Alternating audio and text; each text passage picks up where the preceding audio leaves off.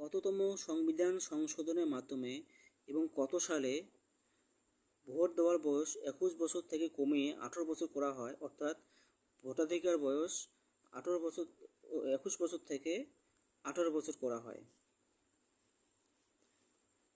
The voting age was reduced to 18 years from 21 years in 1989 by the 61st Constitutional Amendment Act of 1988।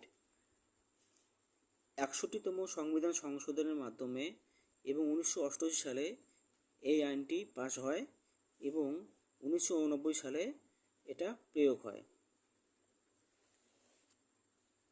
ভারতের secular কথাটি act কত সালে এবং কততম সংবিধান সংশোধনের মাধ্যমে করা হয়?